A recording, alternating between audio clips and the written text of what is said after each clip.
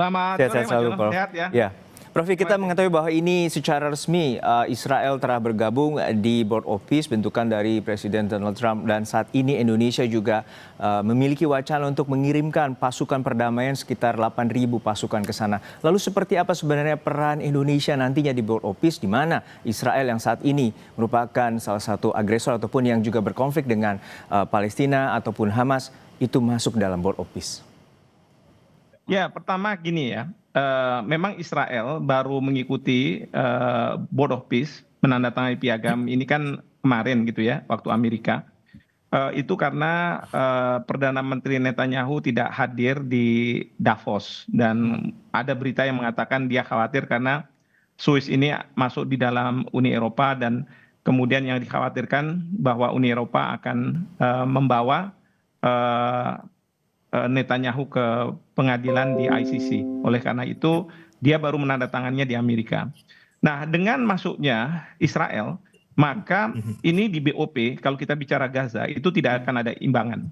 Kenapa? Israel ada, tapi Palestina tidak ada. Walaupun Ya. Palestina ada di dalam komite, di bawah gitu ya. Tapi di dalam sini tidak ada.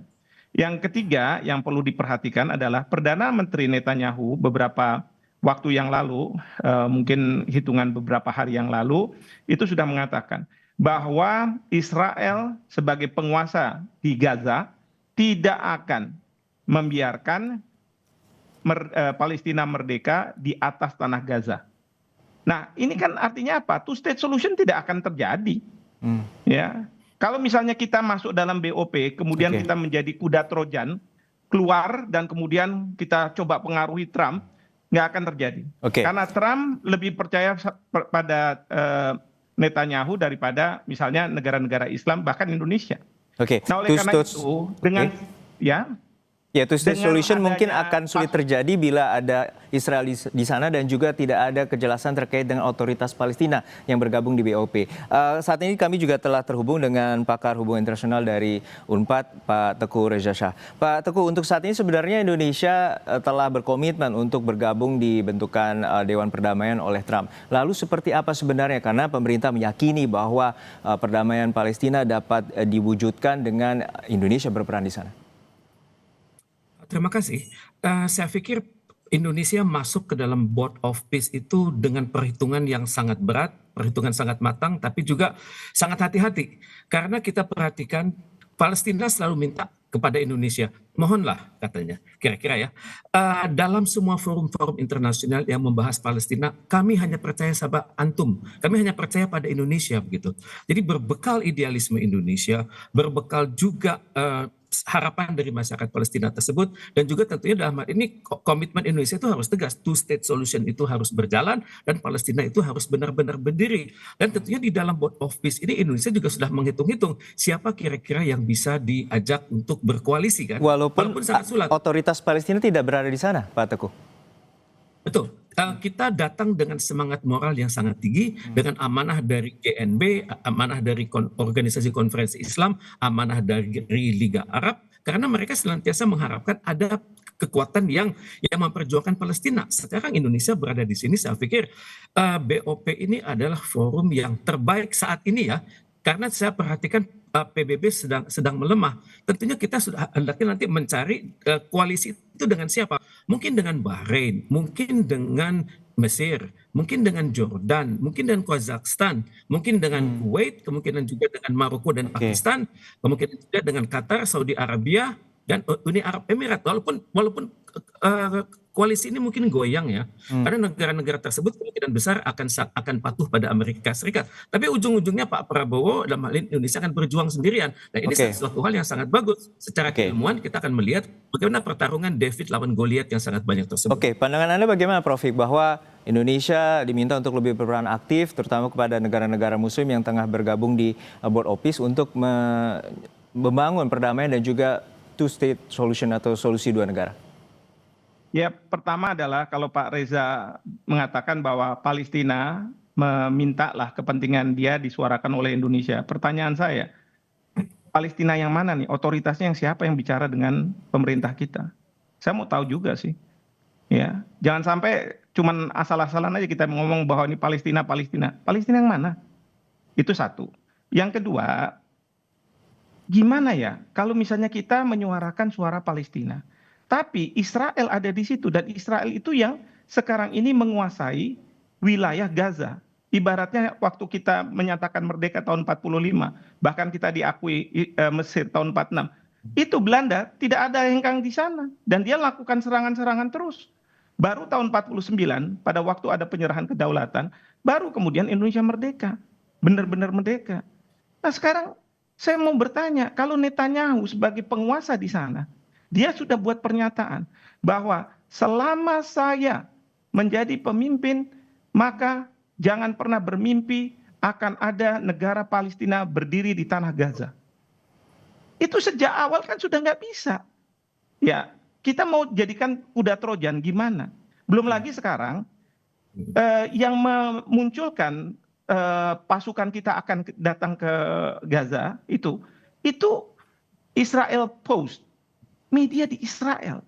Coba gimana ceritanya kita belakangan tahu, baru dia tahu. Tiba-tiba kok apa yang diberitakan cocok dengan apa yang akan dilakukan oleh pemerintah, mengirim pasukan. Saya khawatir pasukan memang kita kirim.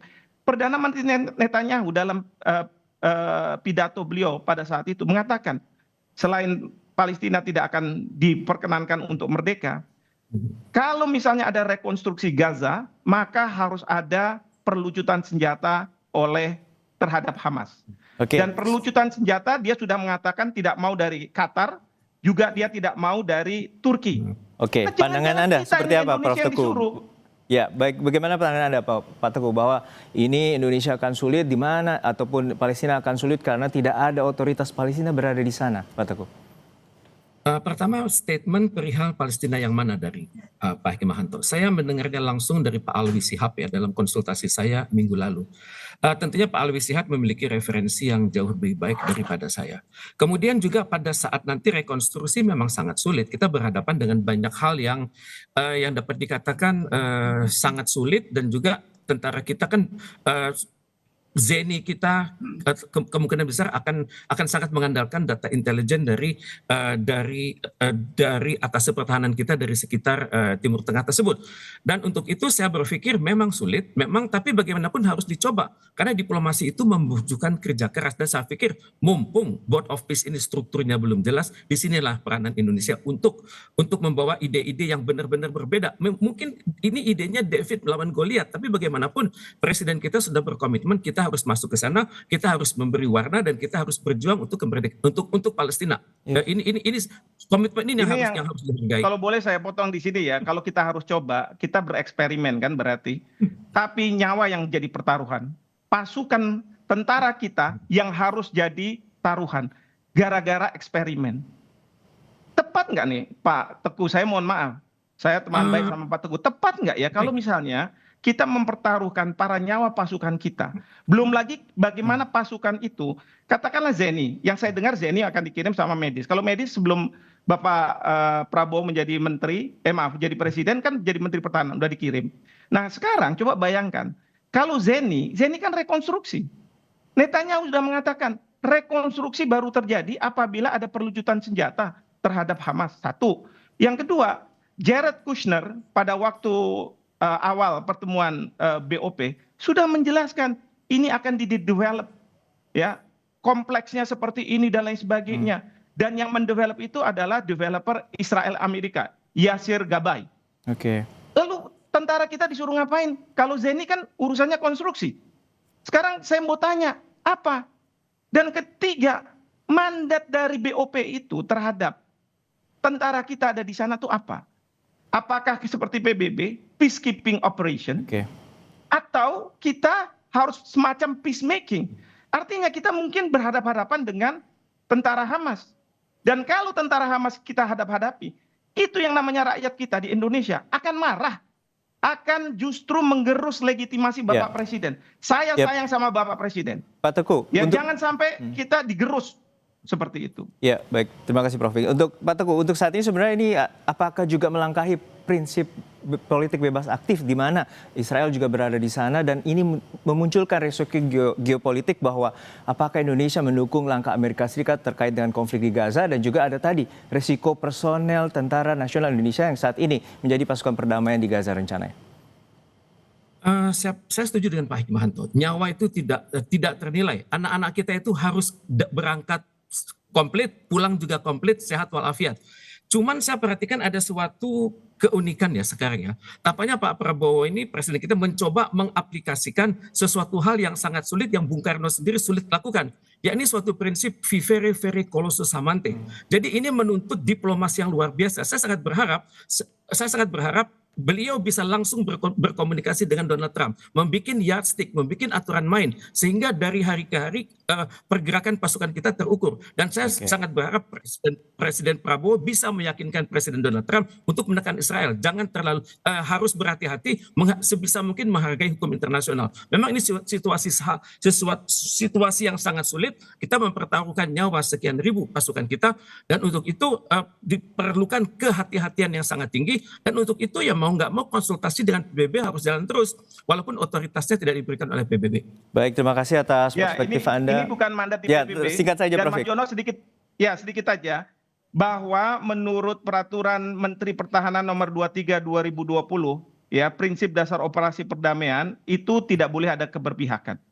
Nah, sekarang kalau misalnya BOP itu ada Israel di situ, pertanyaannya adalah apakah kita akan lebih berpihak pada Israel daripada ke Palestina. Belum lagi di dalam pasal 5B Peraturan Menteri Pertahanan nomor 23 tahun 2000, di situ dikatakan misi perdamaian ini bisa saja misi perlucutan senjata.